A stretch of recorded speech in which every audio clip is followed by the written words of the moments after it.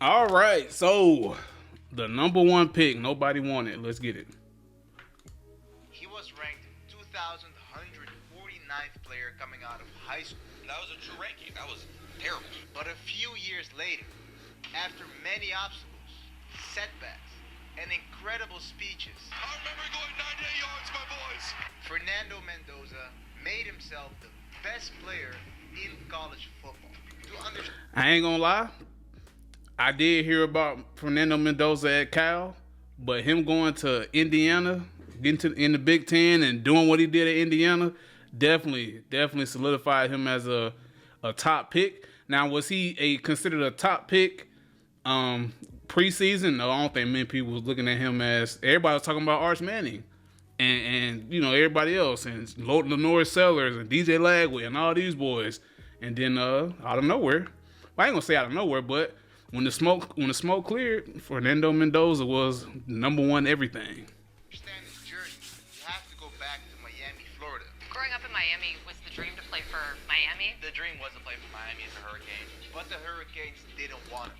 What would the Hurricanes be? Where would they be had they took the chance on this 2-star athlete or 1, 2, 3, whatever? He was like very low. I don't know what his number. He was super low rated athlete. What would Miami be if he stayed there all 4 years or all 3 years? Because back then, Mendoza wasn't a star. In fact, he could barely get on the field.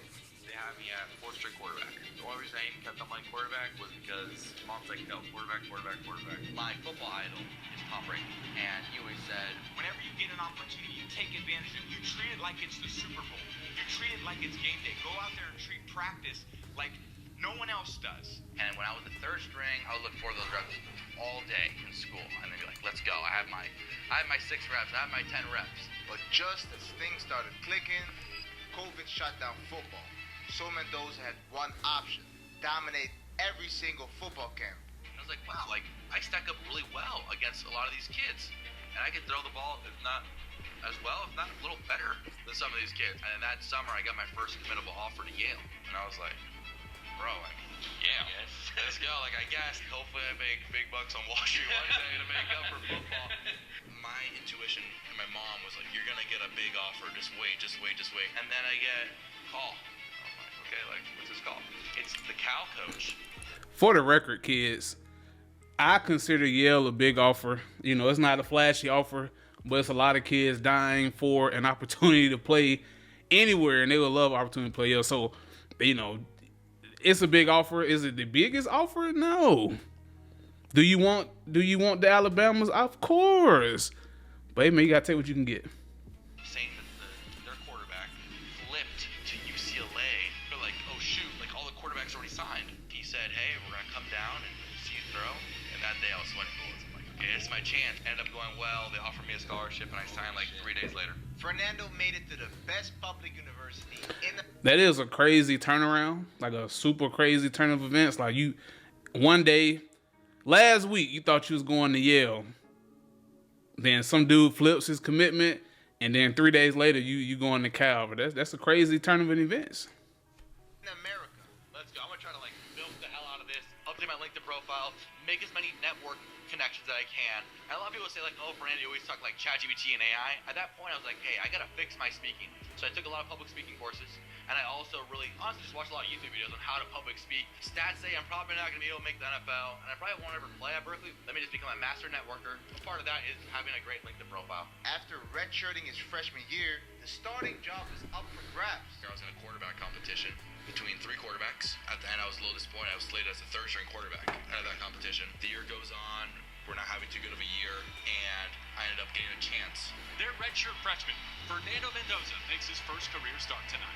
We needed a spark. We felt like that the offense would rally around a guy like Fernando. The rest is kind of history.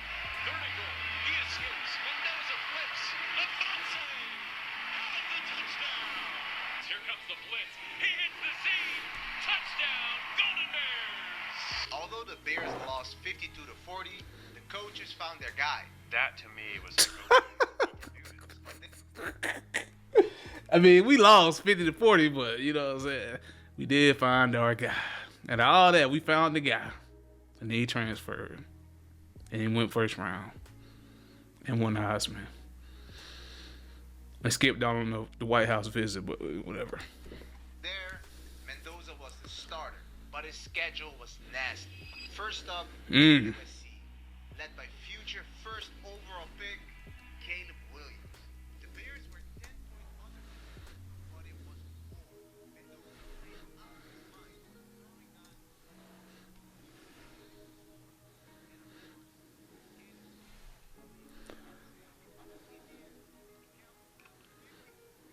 on Mm.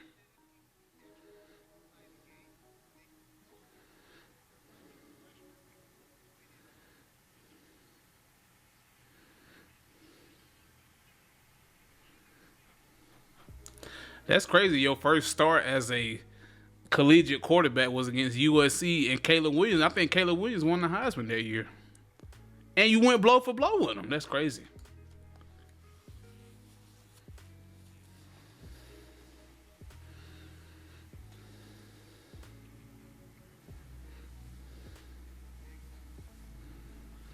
Then you got Oregon and Bo Nix coming up. This is a crazy stretch, man.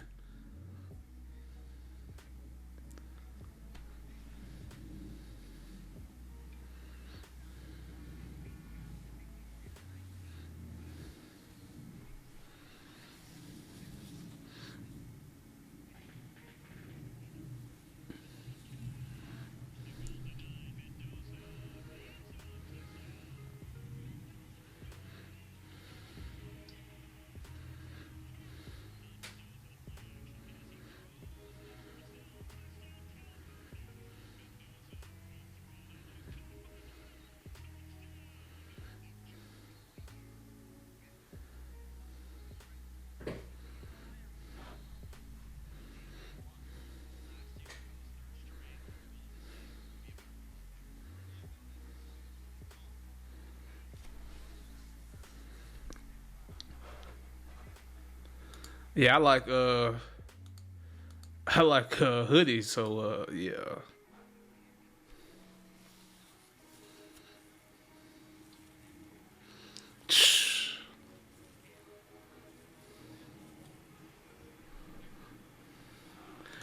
You know, it's crazy that he had to battle first round after first round after first round pick quarterback because Caleb Williams went number one.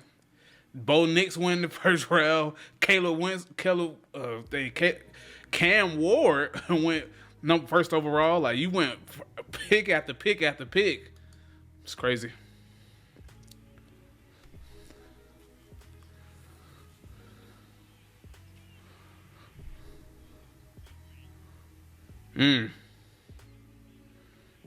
Book it. Get out of here.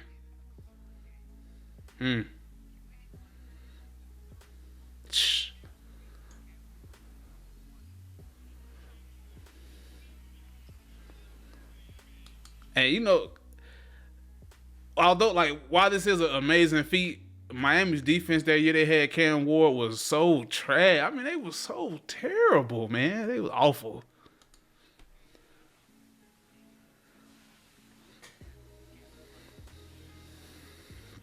Dang.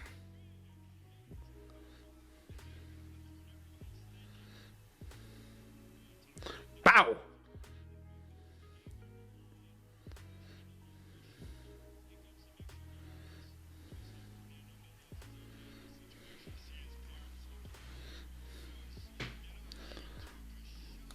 One thing about Fernando, we all saw it at Indiana. That boy take a licking and keep on ticking. He got hit a lot. His offensive line wasn't great. It was good enough. They was good enough. They weren't great, though. He had to take a lot of hits, had to send a lot of plays. Yeah.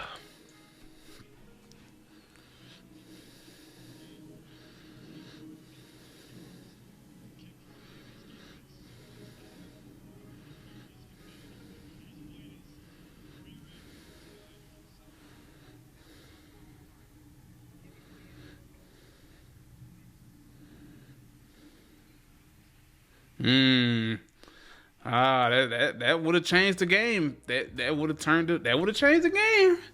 I ain't gonna hold you. They would have got that penalty. They would have extended the play. They would have ate the rest of that clock out.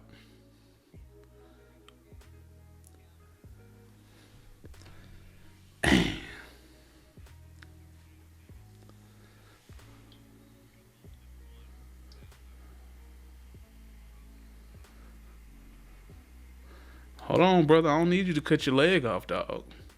You're gonna be very good. I mean, I hate that you went to the Raiders, but I like that the Raiders got Tom Brady, so they got a shot. All right, they got a shot. Brady is a winner.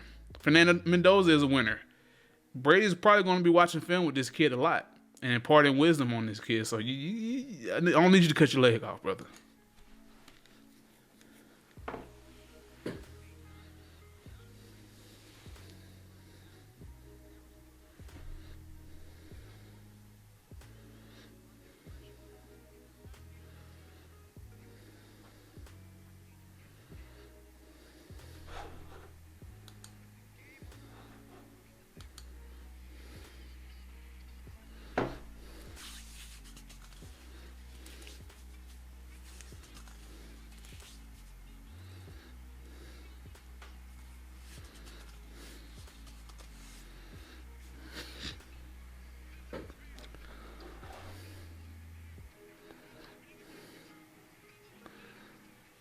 Notice he said to date.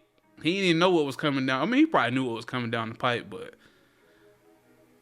I think he made some achievements later on that were crazy. I don't think the kid done at all.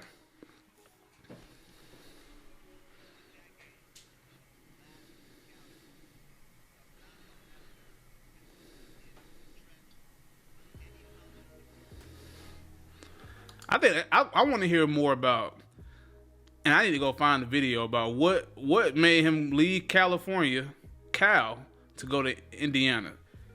Because prior to last year, or these last 2 years, people didn't have Indiana very high on anybody's list. You know what I'm saying? So Cal probably was a better program from a social perspective than Indiana. So I wonder what made him make that switch. I'm pretty sure it has something to do with old coach Kirk Signetti. But let's see.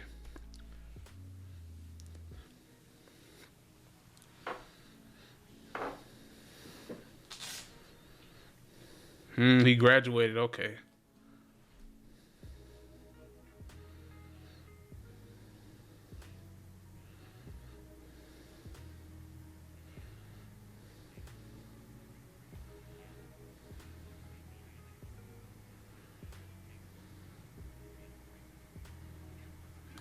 And he transferred too. So they had no intentions on playing Alberto.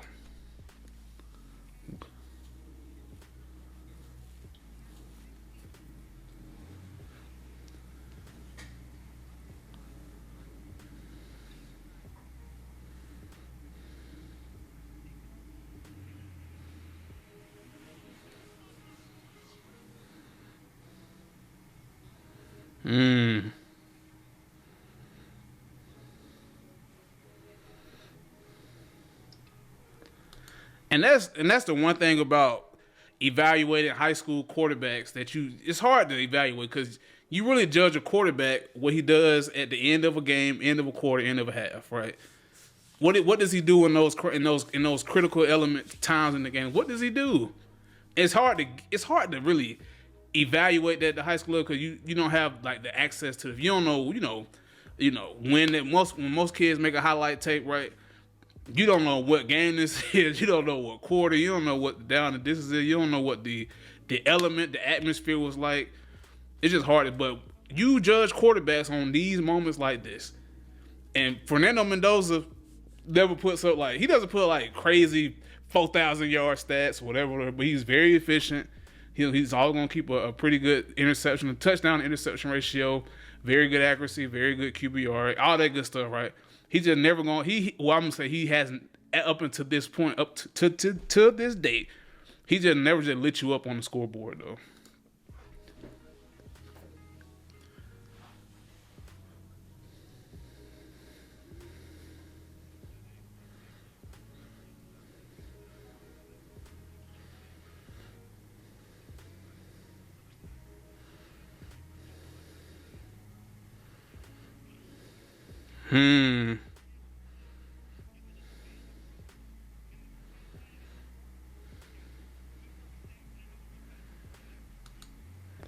And you know what? I applaud Fernando Mendoza because A selfish player who worried about his stats and all that stuff would not have ran that ball 60 yards into the end zone for a safety. Because you just lost 60 yards against your stat line. 60 yards. The selfish quarterback is not doing that. A selfish player is not doing that.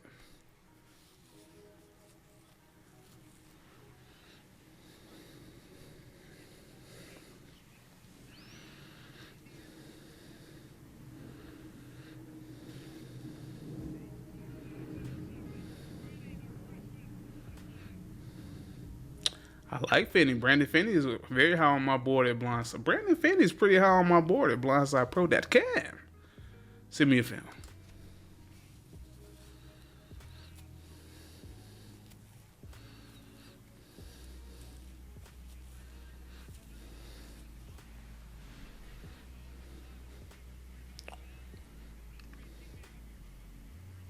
A little bit of a push off.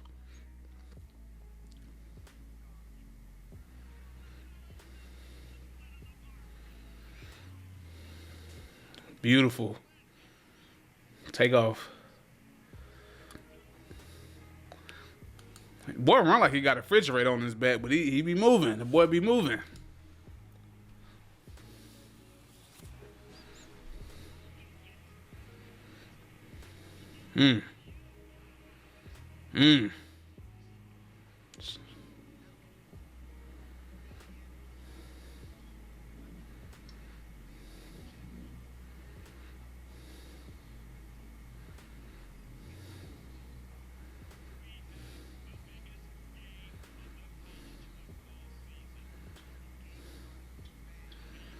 Bow. Fernando is always getting laid. This dude is always getting laid out, bro. I mean, like, knocked out.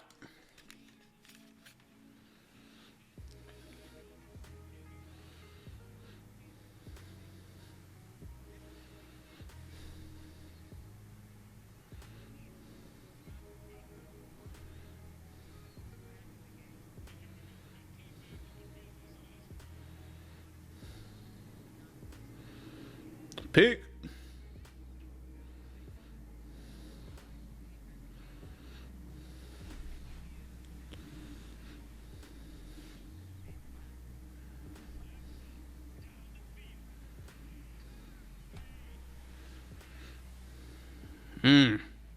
Back shoulder.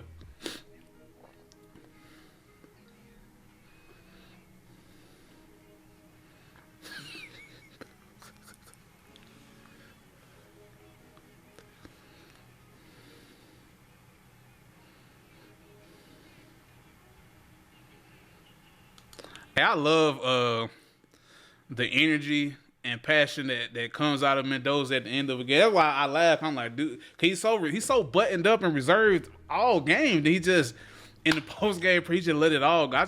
I love that, man. I love that design. He plays the game like he was an underdog at one point. He plays the game like he has a chip on his shoulder because his hometown team wouldn't even offer him. He wanted to play for him. And he turned himself into a first round overall pick. First overall pick. I love that passion, man. Like, he remind me like Dez Bryant, bro. Like Dez Bryant. I don't care what you say about Dez Bryant. Dez Bryant played football with his emotions on his sleeves. Now Fernando don't play like that, but in the post game interview, I take that back. He plays with his heart on his sleeves. He just hold it in to the end of the game.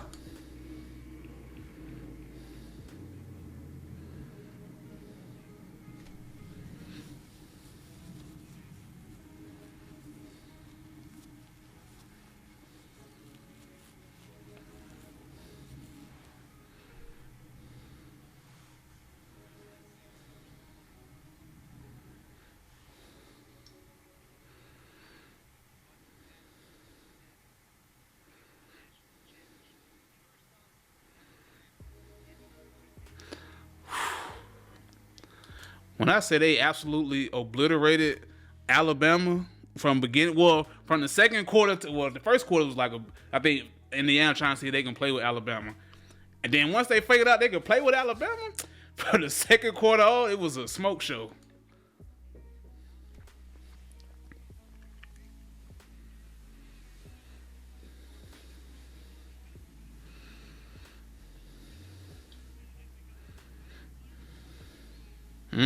Humble.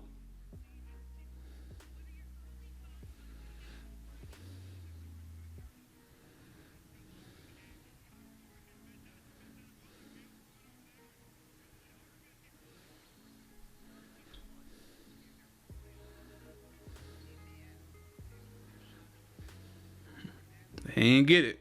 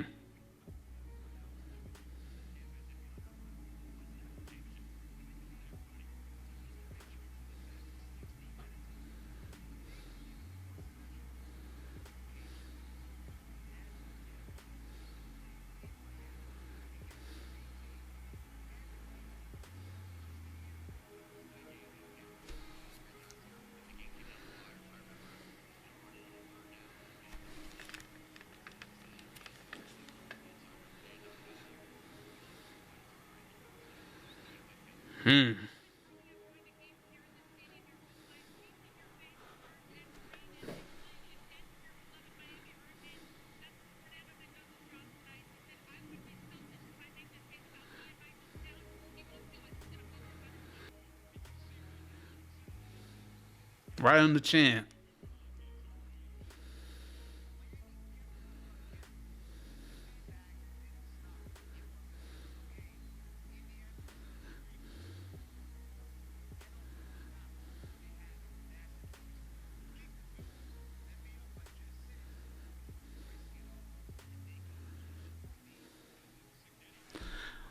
Y'all want to know something interesting? Fernando Mendoza, in the first round, there were 32 picks, right? Fernando Mendoza was the first one. He had to, in order for him to win a national championship, he had to go out and beat like 23 of the players that got drafted after him. That's crazy. And the only other person that got drafted with him was like Amari Cooper later. But that's crazy that he had to beat so many first round picks with the quote unquote lesser team on paper.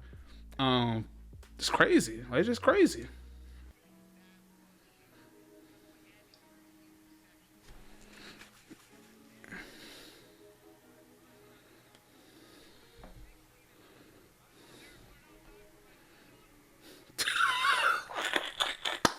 But you can't say that, bro. You can't take shots from the front and the back. No, we ain't taking no back shots, brother. We ain't doing that.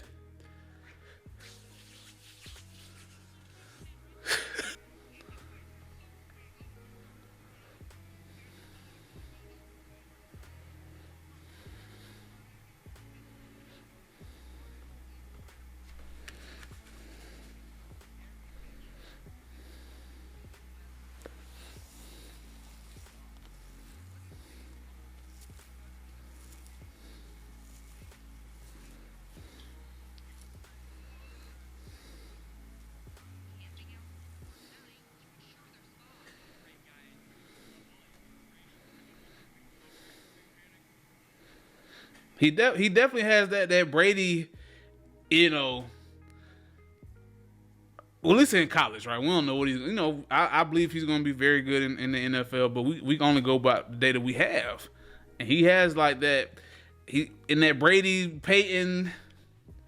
He's in that era of great quarterbacks, man. Coming out of college, there's a lot of momentum behind this kid. Is he going to probably struggle his first couple years? Maybe, and he may take off again. He might not, though. He might not.